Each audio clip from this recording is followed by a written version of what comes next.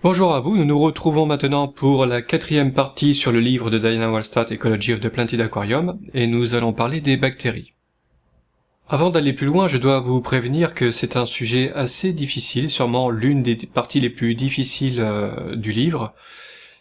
Il y a beaucoup de chimie, je suis désolé pour ceux qui n'aiment pas ça, cependant j'ai essayé de faire un sujet à 2 niveaux, on va dire, en gros, c'est-à-dire que vous n'aurez pas besoin de vous y connaître en chimie pour comprendre quelque chose. C'est-à-dire que tous les rôles joués par les bactéries, je vais les décrire en bon français, vous inquiétez pas, ça sera compréhensible et accessible. Simplement, pour ceux d'entre vous qui seraient férus de chimie, histoire de pas les frustrer en donnant un minimum d'informations, je vais aussi donner les formules chimiques qui vont avec. Cependant, si vous ne comprenez pas les formules chimiques, ce n'est pas grave, ça ne vous empêchera pas de suivre.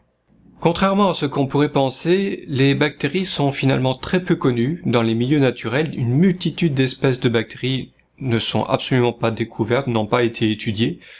Donc on est très très loin de comprendre tout l'impact écologique des bactéries sur les milieux aquatiques. Ce que l'on sait en revanche, c'est que toutes les bactéries sont aquatiques. Elles ont toutes besoin d'eau pour vivre, pour se reproduire.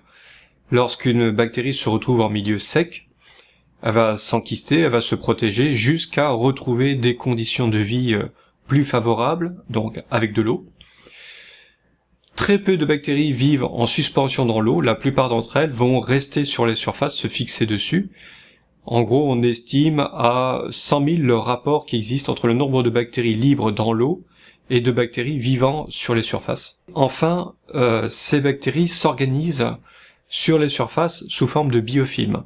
Les biofilms, ce sont des couches bactériennes composées aussi d'algues et de protozoaires, et ça va former donc des structures qui vont favoriser la vie des bactéries.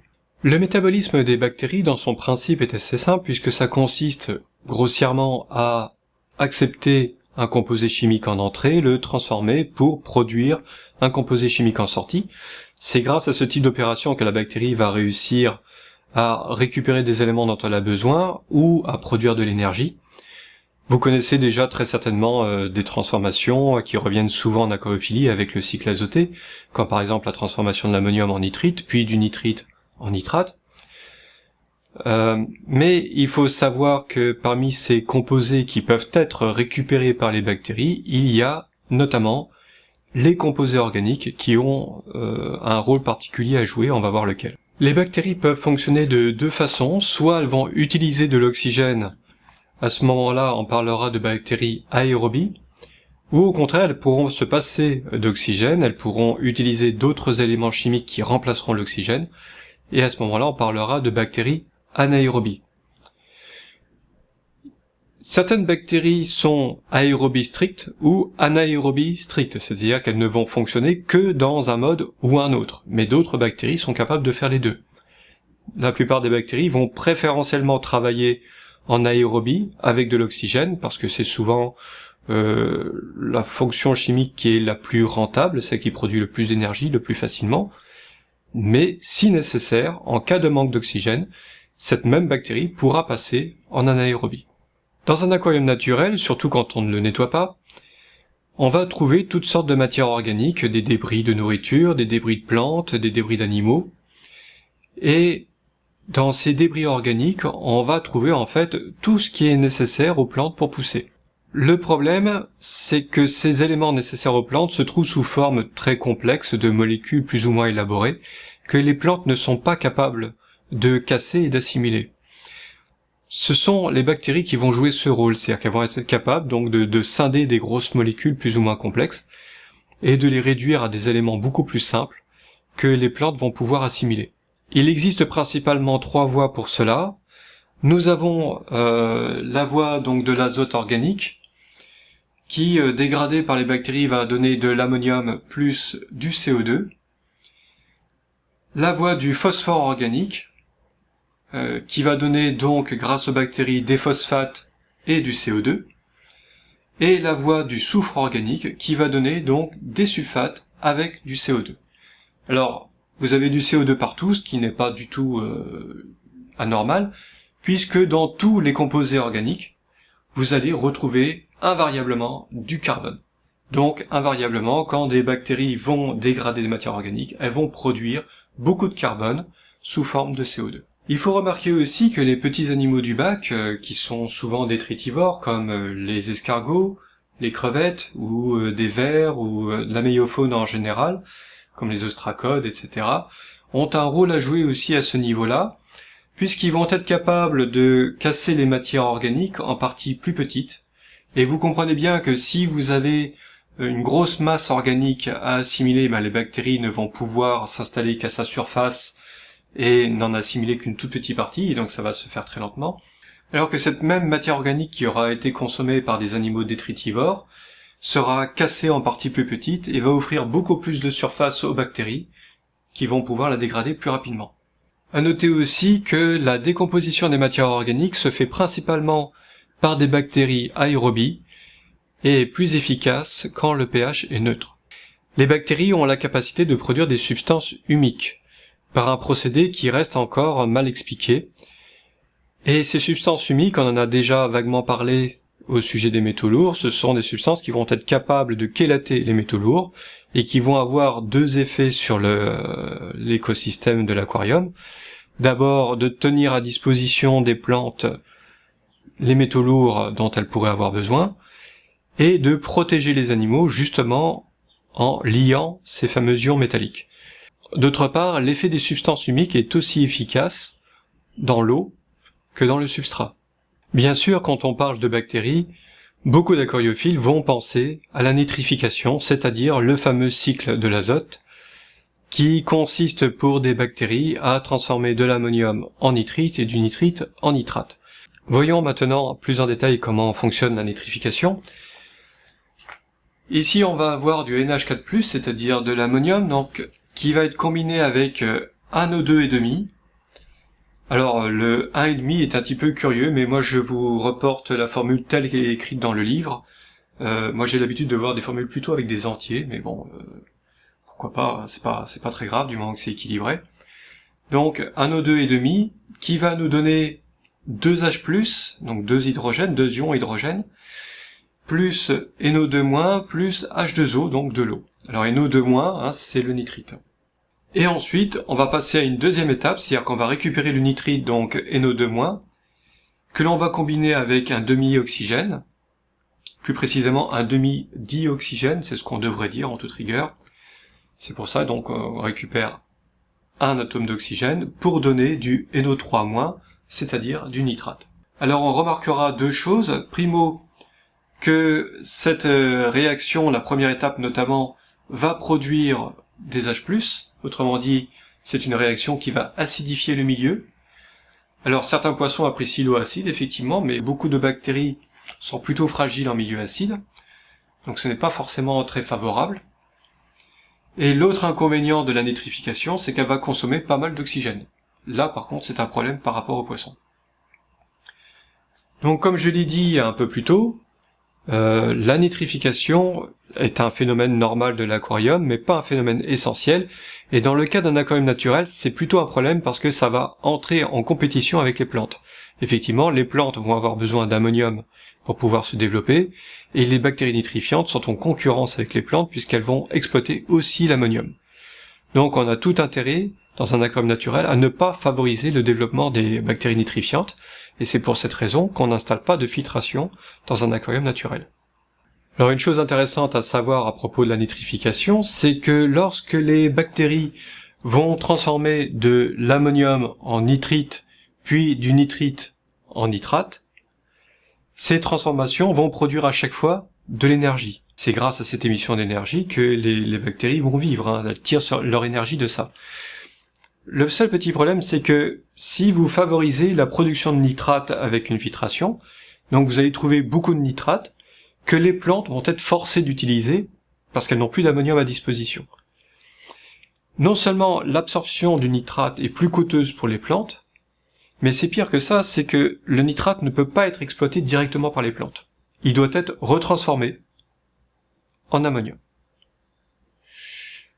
Or, j'ai bien dit juste avant que la transformation ammonium-nitrite produit de l'énergie, La transformation nitrite-nitrate produit de l'énergie, donc vous comprenez bien qu'en toute logique, si on oblige une plante à absorber du nitrate, elle va devoir le retransformer en nitrite, donc consommer de l'énergie pour faire cette transformation, puis transformer le nitrite en ammonium et fournir encore de l'énergie pour opérer cette transformation et seulement enfin obtenir l'ammonium qu'elles vont pouvoir exploiter pour faire fonctionner leurs cellules.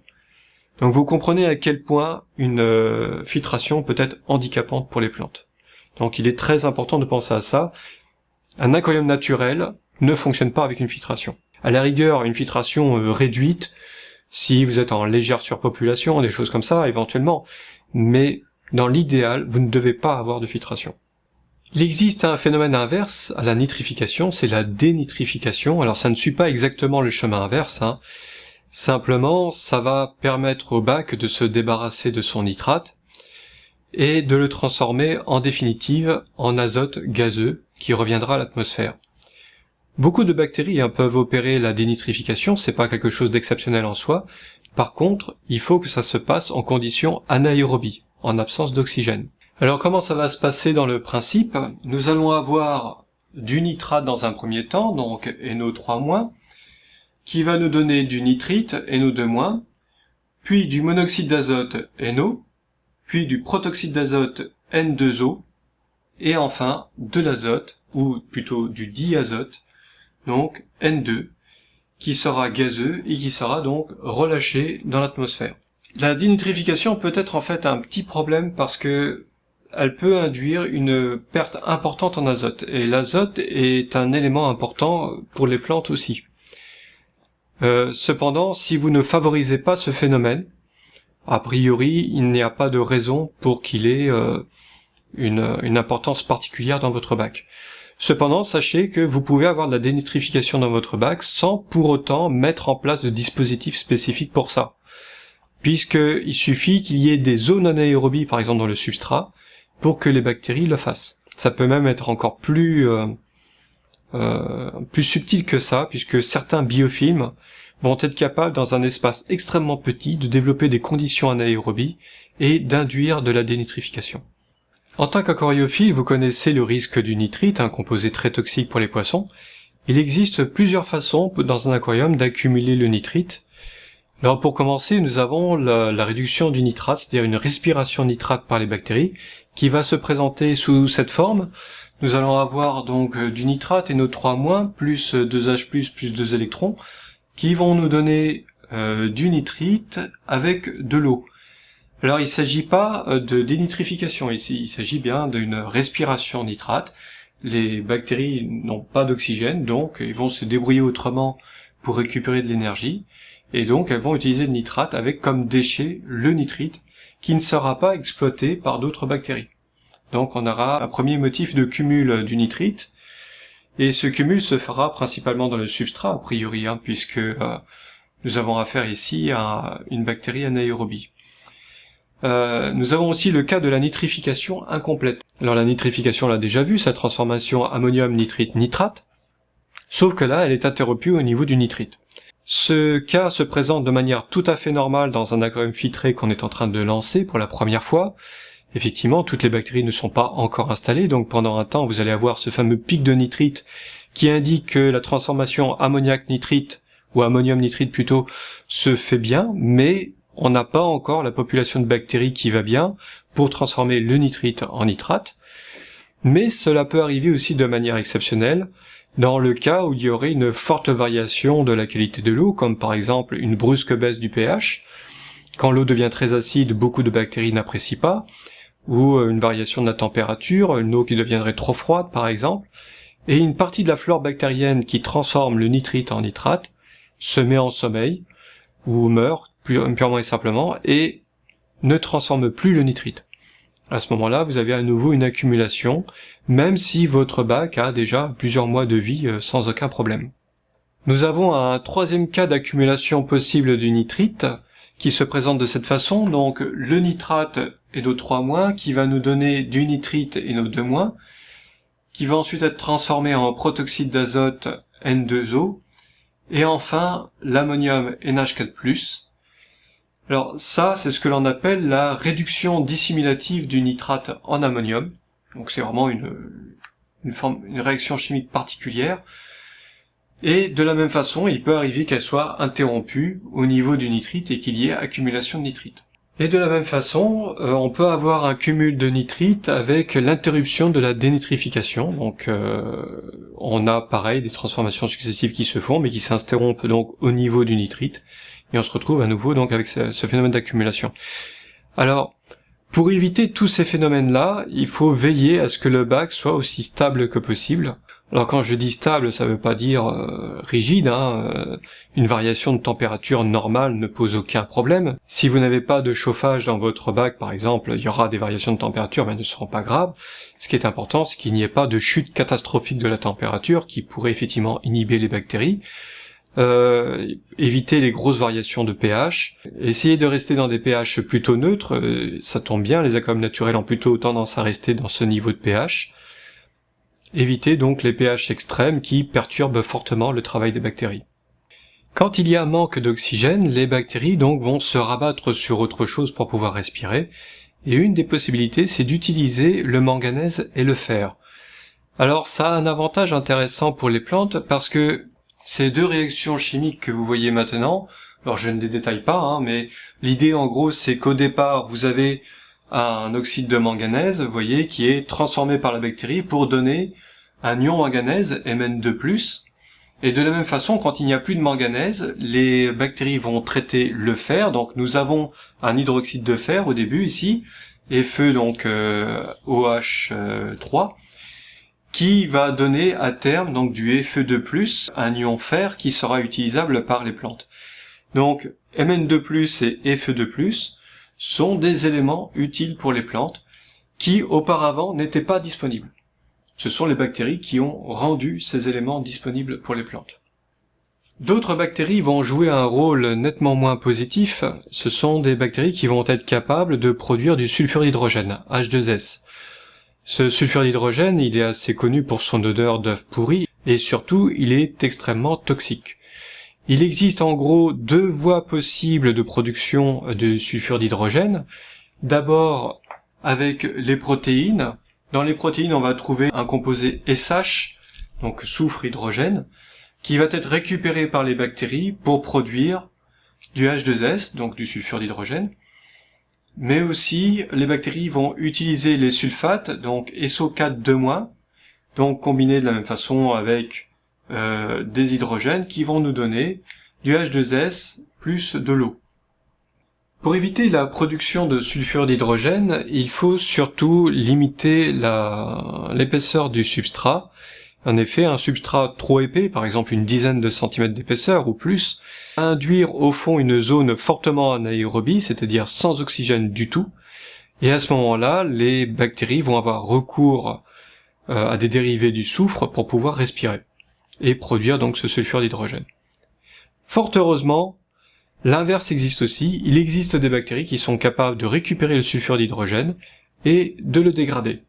Pour cela, il suffit d'un peu d'oxygène à disposition pour récupérer le sulfure d'hydrogène, donc H2S, pour le combiner avec de l'oxygène qui va nous donner du sulfate, HSO4- plus H+. À ce moment-là, le sulfate n'a pas de toxicité particulière et ne pose pas de problème.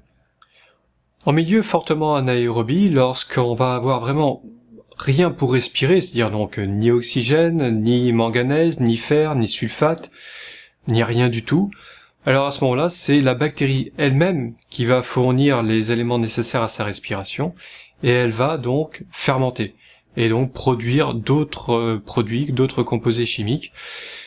À partir du moment où cette fermentation reste limitée, reste faible, ce n'est pas un problème car ça va fournir quelques éléments intéressants pour les plantes.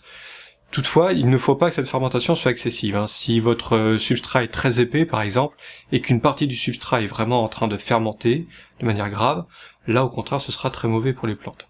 Le milieu naturel est rarement idéal pour les êtres vivants, ceux-ci vont développer diverses stratégies pour survivre plus facilement, et les bactéries ont développé tout particulièrement la technique du biofilm. Les biofilms, ce sont des ensembles structurés de bactéries, mais aussi d'algues, de protozoaires, qui vont se développer sur la surface des objets que l'on trouve dans les milieux aquatiques. Ça se développe très rapidement, hein. Un biofilm peut se développer en quelques heures seulement, et on en trouve quasiment partout où il y a de l'eau. Un exemple bien connu de biofilm, c'est la plaque dentaire, donc c'est-à-dire des couches de bactéries qui vont se développer à la surface des dents et des gencives, donc c'est pour ça qu'il faut se laver régulièrement les dents. Vous pouvez créer vous-même très facilement un biofilm, par exemple si vous venez de cuire des pâtes ou des pommes de terre, que vous avez, vous savez, cette eau blanche, laiteuse, qui contient en fait beaucoup d'amidon, c'est-à-dire beaucoup de sucre. Il vous suffit de laisser cette eau refroidir et traîner pendant quelques heures. Souvent un après-midi suffit pour que vous retrouviez à la surface de cette eau une couche, une pellicule que vous pouvez enlever très facilement. C'est un biofilm, donc une couche de bactéries qui s'est développée à la surface de votre eau. Alors, vous le retrouvez aussi à la surface de votre aquarium. Vous savez, c'est cette plaque blanche qui se développe à la surface de l'eau quand un aquarium n'est pas toujours bien fonctionnel. Alors, si les bactéries vont se développer à cet endroit, c'est pour une raison très simple, hein, c'est parce que d'un côté, dans l'eau, ils ont des nutriments, donc c'est très bon pour eux, et de l'autre côté, ils ont de l'air, c'est-à-dire de l'oxygène, donc ils profitent des deux milieux à la fois. Les biofilms augmentent les capacités de survie des bactéries, parce que certaines bactéries vont être capables de produire certains composés dont d'autres bactéries ont besoin, donc le fait de se grouper comme ça en colonies va pouvoir satisfaire tout un ensemble de bactéries différentes qui vont profiter les unes des autres. Mais vous avez aussi des bactéries qui sont plus résistantes que d'autres. Quand vous êtes par exemple dans un milieu acide, milieu que la plupart des bactéries n'apprécient pas, certaines bactéries sont résistantes au milieu acide et vont former par exemple la couche externe du biofilm. Et sous ces bactéries, à l'abri de cette première barrière, on va avoir tout un ensemble de bactéries qui, elles, sont sensibles au milieu acide et en seront protégées. De la même manière, on va trouver des différences de milieu étonnantes, comme par exemple, certains biofilms vont développer des zones anaérobies. C'est pour ça que vous pouvez très bien avoir affaire à des phénomènes de dénitrification, en milieu donc anaérobie, dans un biofilm, alors que vous n'avez rien fait pour ménager un milieu anaérobie. Enfin, les biofilms ont une utilité intéressante au niveau du substrat, puisqu'elles vont avoir tendance à lier toutes les particules du substrat entre elles, ce qui va empêcher la turbidité de l'eau. Au bout d'un certain moment, même si vous ne nettoyez jamais votre aquarium, votre eau aura tendance à être bien claire, bien transparente. Ça pourra paraître surprenant, mais c'est normal. C'est parce que si vous ne perturbez pas votre substrat, vous avez donc des biofilms qui se sont développés à l'intérieur, et le substrat devient plus cohérent, c'est-à-dire que les particules du substrat ne s'envolent plus dans l'eau très facilement. Pour conclure, on peut dire que les bactéries jouent un rôle déterminant dans la mise à disposition des nutriments pour les plantes. C'est souvent grâce aux bactéries que certains nutriments vont pouvoir exister dans le bac. L'un des aspects les plus importants de cette production de nutriments est bien sûr la décomposition des matières organiques. Ce sont les bactéries qui vont rendre utile, qui vont recycler les matières organiques à destination des plantes. Il faut noter que les bactéries ont besoin de beaucoup d'oxygène pour fonctionner correctement. Donc si vous avez un aquarium assez profond ou une mare par exemple assez profonde, il faut essayer d'entretenir autant que possible une circulation d'eau afin que l'ensemble du bac soit oxygéné. Attention, si vous disposez d'un aquarium filtré, la filtration doit absolument fonctionner en continu pour apporter de l'oxygène aux bactéries. Si jamais votre filtration tombe en panne pendant plusieurs heures, les bactéries vont soit mourir, soit se mettre à fermenter, à produire tout un ensemble de composés toxiques, et lorsque vous allez remettre en fonction votre filtration, vos poissons peuvent en mourir directement. Si jamais ça ne se produit pas, c'est que votre filtration ne sert à rien, c'est qu'il n'y a pas de bactéries dedans, il y a quelque chose qui ne tourne pas rond. Donc attention, une filtration efficace, c'est aussi une filtration potentiellement dangereuse en cas de coupure de courant prolongée en votre absence. Veillez bien aussi dans les premiers mois de fonctionnement de votre aquarium à surveiller la respiration des poissons le matin. Si vous constatez le matin que tous vos poissons viennent en surface, c'est qu'ils manquent d'oxygène, et c'est qu'a priori, ils sont en concurrence avec les bactéries. Vous ne pouvez pas gérer la quantité de bactéries qui se trouvent dans votre aquarium, par contre vous pouvez gérer la quantité de poissons, et là il va falloir peut-être penser à réduire le nombre de poissons, car visiblement il n'y a pas assez d'oxygène pour tout le monde. C'est donc la fin de cette vidéo, 4e partie sur les bactéries. Si vous avez aimé, n'hésitez pas à liker. Si vous avez des questions, posez-les en commentaire, c'est là pour ça. N'hésitez pas à partager, et je vous remercie de m'avoir écouté. Nous nous retrouverons bientôt pour une 5e partie sur les sources de nutriments dans l'aquarium pour les plantes. Sur ce, portez-vous bien, occupez-vous bien de vos poissons, et à la prochaine.